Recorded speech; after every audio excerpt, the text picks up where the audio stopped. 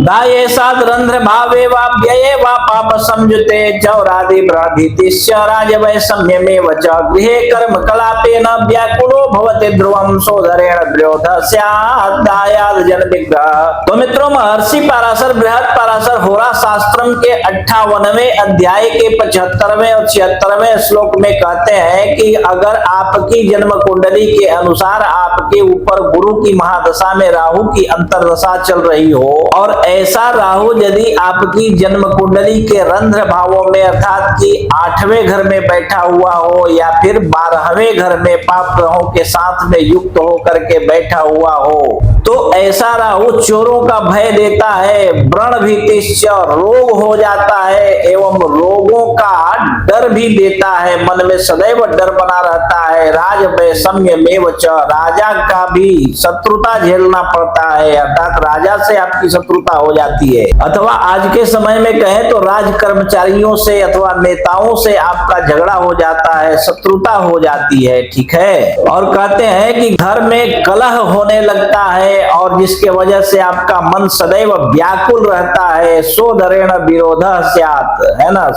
जो स्वयं का सहोदर भ्राता है उसके साथ भी आपका विरोध हो जाता है। और दायाद जन विग्रह, द्वितीय परिवार लोग जो होते हैं, दायाद जन जो होते हैं, उनके साथ भी आपका विरोध हो जाता है।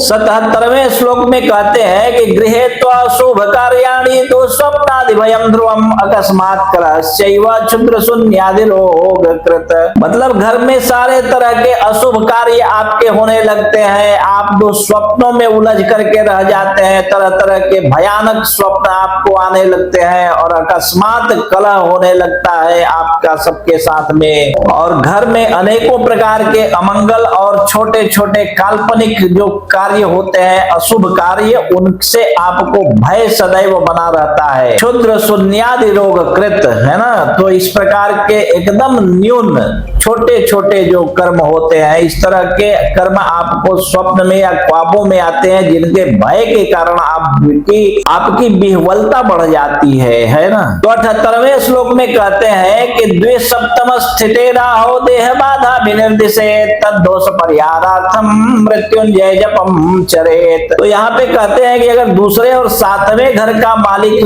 राहु हो या फिर उनके साथ में इसका संबंध हो, तो ऐसा राहु आपको शारीरिक बाधा देता है अथवा शारीरिक पीड़ा बहुत ज्यादा देता है, जिसके परिहार का उपाय बतलाते हुए महर्षि पाराशर कहते हैं कि मृत्युंजय जपम चरेत, महामृत्युंजय मंत्र का जप करवाइए 1.25 लाख अपने घर में ब्राह्मणों को बुला करके, अथवा देव पूजाम चकारयेत, छाग दानम प्रकुर्वीत देव पूजाम चकारयेत, है ना। तो छाग दान का मतलब तो मैंने कई बार आप लोगों को बताया हुआ है। छाग दान का मतलब कि आप जो है किसी बकरे के या फिर भेड़ के बच्चे को लेकर के किसी पालने वाले को दान कर दीजिए। और तीसरा उपाय कहते हैं देव पूजाम चकारयेत, मतलब देव पूजा करवाइए अर्थात देवताओं की पूजा करवाइए, मतलब अनुष्ठान करवाइए इस बात के लिए, आपके ग्रह दोषों की शांति के लिए विधि पूर्वक ग्रह दोष निवारण विधि करवाइए। और आगे कहते हैं कि राहो तुष्ट्या तदा विप्र